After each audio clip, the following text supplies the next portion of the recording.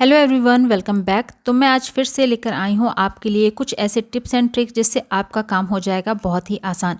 घर के काम करने में हमें कुछ ना कुछ परेशानियाँ तो आती ही रहती हैं, लेकिन अगर हम थोड़ा सा दिमाग लगाएं तो वही काम हम चुटकियों में निपटा सकते हैं। तो वीडियो को एंड तक ज़रूर देखिएगा। पसंद आए तो लाइक कमेंट के साथ शेयर भी करिएगा, और चैनल पर पहली बार आए हैं तो इसे सब्सक्राइब भी ज़रूर कर लीजिएगा। तो चलिए आज का ये वीडियो शुरू करते हैं। आज की जो हमारी सबसे पहली टिप है वो चाकू से जुड़ी हुई है। जब भी हम कहीं बाहर जाते हैं तो कुछ सामान होते हैं जिनको हम पर्स में, अपने बैग में ज़रूर रखते हैं।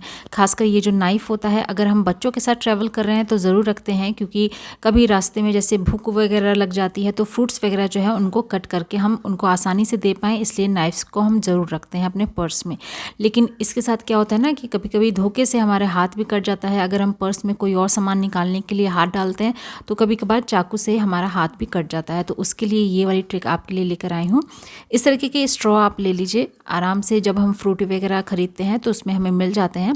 तो नाइफ़ का जो ये वाला पार्ट होता है ना, इसको मेजरमेंट करके आप इसको कट कर लीजिए। उसके बाद एक साइड से आप सीजर से इसको कट कर लीजिए।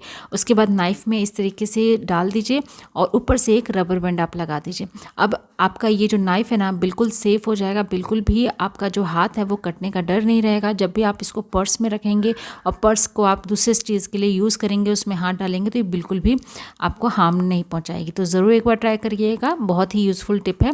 चलिए देखते हैं हमारी नेक्स्ट टिप कौन सी है। जब भी हम मार्केट से टमाटर ढेर सारी खरीद के लेकर आ जाते हैं तो बहुत जल्दी वो क्या होता है ना, ख़राब हो जाता है। खासकर ये जो लाल लाल टमाटर होते हैं, अगर उनमें इस तरीके की पत्तियां लगी रहती हैं तो वो तो जल्दी ख़राब नहीं होती हैं, लेकिन जिनमें अगर ये इस तरह की पत्ती नहीं लगी हों तो वो बहुत जल्दी ख़राब हो जाती हैं। और अगर हम कच्चे टमाटर लेकर आते हैं कि वो ज़्यादा दिन तक चले तो उनको पकने में टाइम लगता है, और अगर हम लाल टमाटर लेकर आते हैं तो वो जल्दी ख़राब हो जाती हैं। तो अगर इस तरीके के लाल टमाटर आपके पास हो गए हैं और लग रहा है कि आप ये ख़राब हो जाएंगे, तो उसमें आप एक काम करिए। इस तरीके के सरसों का तेल आप थोड़ा सा ले लीजिए और इस तरीके से ये वाला जो पार्ट होता है ना, यहाँ पर आप लगा दीजिए। इससे क्या होता है ना, ये हमने क्यों लगाया कि ताकि जो है हवा के संपर्क में ये ना आए, क्योंकि इसी वाले पार्ट से क्या होता है ना कि हवा जो जाती है ना, जिससे हमारे जो टमाटर हैं जल्दी गल जाते हैं, ख़राब हो जाते हैं। तो इसलिए मैंने कहा जब भी आप मार्केट से लेकर आए ना टमाटर, ये जो पत्तियाँ लगी रहती हैं ना, ये वाली लगी हुई टमाटर आप खरीदिए, जिससे ना ज़्यादा दिन तक हम टमाटर को स्टोर करके रख सकते हैं। अगर पत्तियाँ नहीं है तो ये वाला ट्रिक आप यूज़ कर सकते हैं। तो उम्मीद करती हूँ ये वाला टिप भी आपको ज़रूर यूज़फुल लगा होगा। चलिए बढ़ते हैं नेक्स्ट टिप की तरफ। जब भी हम कपड़ों को वॉश करने के लिए डालते हैं मशीन में, खासकर ये जो छोटे छोटे कपड़े होते हैं ना, मोजे हो गए, मास्क हो गए, रुमाल वगैरह जो होते हैं, इनको अगर हम सारे बड़े कपड़ों के साथ अगर मशीन में डालते हैं तो इनको निकालने में बहुत ज़्यादा प्रॉब्लम होती है, क्योंकि ये सारे उसी में मिक्सअप हो जाते हैं, जिन्हें छांटने में बहुत ज़्यादा दिक्कत होती है।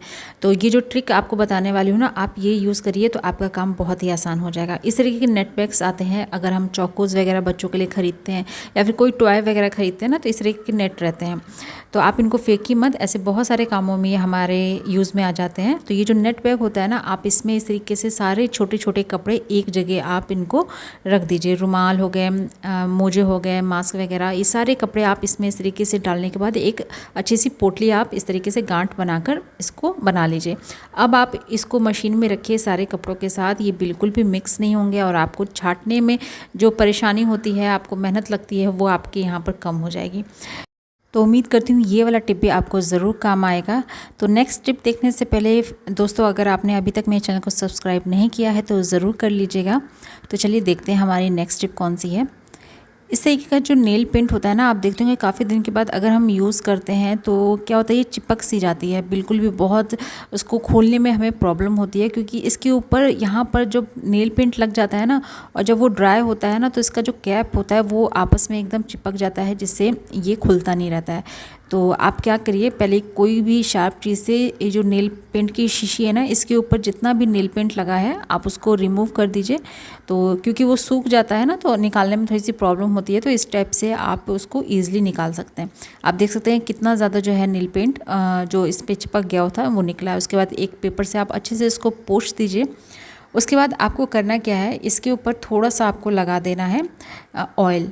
आप कोई सा भी ऑयल ले सकते हैं। यहाँ पर मैंने सरसों तेल लिया है, एक ईयरबड में आप लगाकर शीशी के चारों तरफ इस तरीके से लगा दीजिए। उसके बाद इसका कैप आप लगाइएगा ना, तो कितने भी दिन के बाद आप नेल पेंट की शीशी को ओपन करिएगा, ये बिल्कुल भी आपस में चिपकेगी नहीं। और छोटी सी टिप है, लेकिन ये हमारे बहुत काम आने वाली है, तो ज़रूर एक बार ट्राई करिएगा। चलिए देखते हैं नेक्स्ट टिप।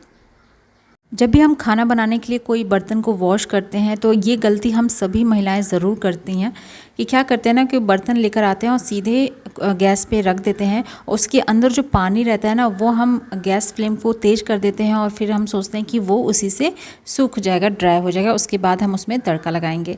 लेकिन इससे हमारी जो गैस है उसकी वेस्टेज बहुत होती है। तो आप क्या करें, इस तरीके से जो भी बर्तन आप गैस पे चढ़ाने वाले हो ना, पहले तो उसका पानी आप अच्छे से निकाल दीजिए और उसको सीधा की तरफ के बदले इस तरीके से आप फ्लेम के ऊपर रखिए। तो आप देखिएगा बहुत जल्दी जो है हमारा बर्तन जिसमें हम खाना बनाने वाले हैं वो ड्राई हो जाएगा, उसके अंदर का जो पानी है ना वो सूख जाएगा।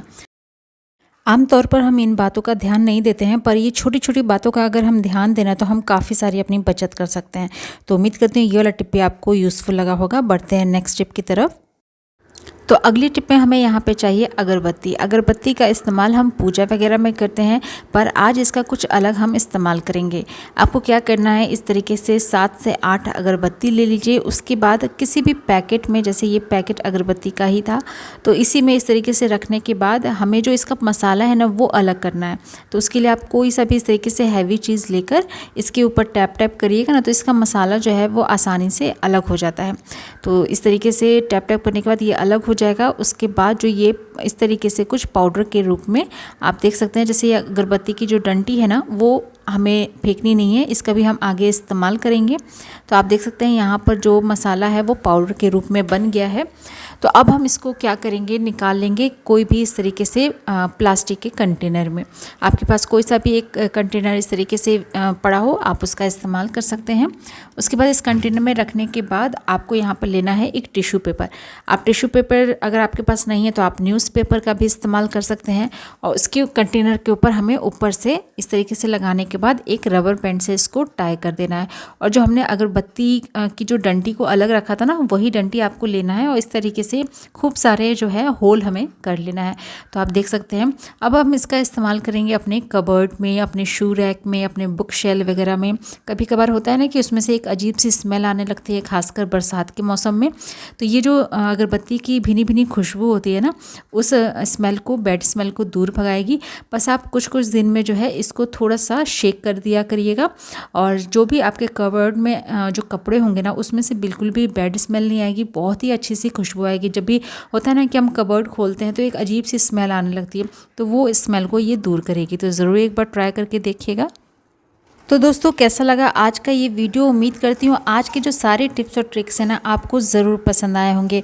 वीडियो यूज़फुल लगा है तो इसे एक लाइक ज़रूर करिएगा, अपने फैमिली और दोस्तों में ज़रूर शेयर करिएगा। चैनल पे पहली बार आए हैं तो इसे सब्सक्राइब भी ज़रूर कर लीजिएगा। कल फिर मिलती हूँ ऐसी एक नए वीडियो के साथ, तब तक अपना ख्याल रखिएगा। Good bye.